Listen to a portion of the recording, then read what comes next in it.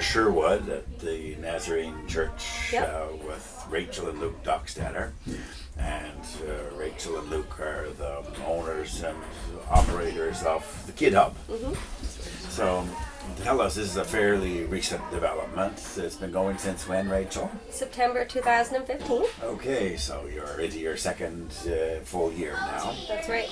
And what sort of a scale have you got here, Luke? How many students or how many kids will be involved? So we have a license for 41 kids. So we have some part-time as well. So we have on any given day 41 kids. Great, and it's always a busy spot, as we can hear in the Lots of action. in the background. Yeah, lots going on. And as of this year, you have a second operation? That's right. We launched this year in Cornwall, and so we operated at the Cornerstone Baptist Church there. Great. Yeah. And then you're building up a following there too. Yeah, that's right. We're still trying to grow, so we still have space there if anybody's interested. So tell us how you got into this, or what was the background of you getting into this, Rachel? Sure. Well, I've always loved kids. I knew I was going to work with kids in some way or another. I had dabbled between either being a school teacher or the after-school program, but the more experience that I've had in the after-school, I knew that this was my passion. And so I went and I got my bachelor education anyway, so I would have a foundation. And then we started this last year, and it's been going well. It's Yeah. working out. And Yeah. Luke, your background wasn't strictly in education, but you're in it now. Yeah, that's right. My background is I'm a software engineer by training, and been doing that for a number of years now. And just recently, as of September, actually left my previous position and now doing this full time. So I kind of try to spruce things up a bit with a little bit of technology and just make it fun and help out with the background or the back end sort of stuff and the finances and paperwork. So Well, that's a good combination, and I suppose for both of you to have your independence is all Yeah, part that's of right. it too. That's So- right. Yep. Yeah. So we do get to work from home, which is nice, but then we also have our own jobs, and oftentimes I'm here in the afternoon. So And what would you say are what would be the challenge, or are there any challenges in what you're doing?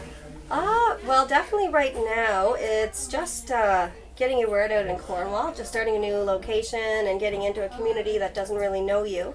I grew up in Sherwood. I worked a lot of daycares and after-school programs in Sherwood, so I had a name for myself already. And so Sherwood, we were full, no problem, but Cornwall is kind of just trying to get out there, get the word of mouth and PEI, right? So, yeah. And with the kids, you've got your background and your programs Yes. and the ways in which things you need to go for them, but then you kind of go with the flow, do you? Yeah, well, I mean, you can always make a plan, but sometimes the kids have their own plans, so you kind of just have to be flexible that way and patient. Yeah, when we were coming in today, you could see they were sliding in the snow. Oh, yeah. So Yes, they who knew? were looking forward to that with the fresh snowfall, so, yeah. And do you bring in some of the technology to what the kids are doing, Lou? try to a little bit. Now that I've come on full time and I have some plans, we've been talking about doing maybe some programming with some kids who are interested.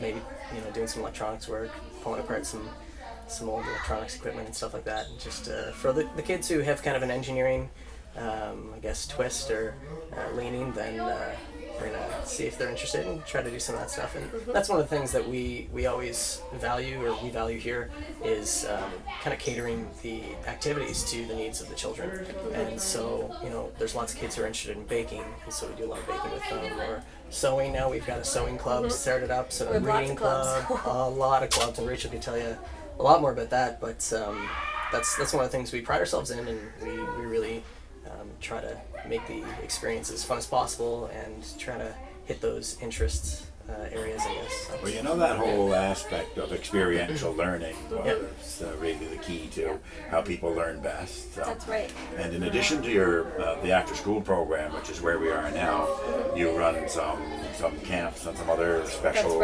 activities as well. Yep, we also run a March break camp all week. We have PD days, camps, March break, summer camp, and so that'll go all summer. And for that we do different themes and different activities depending on what the kids are interested in. Fantastic. And how many employees would you have?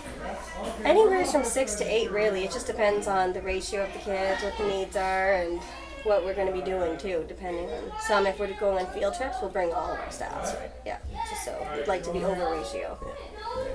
Well, there are a lot of moving parts to this, not least of which would be the 40-something kids. Yes, that's right. Yes, they move quite a Yes, bit. they do.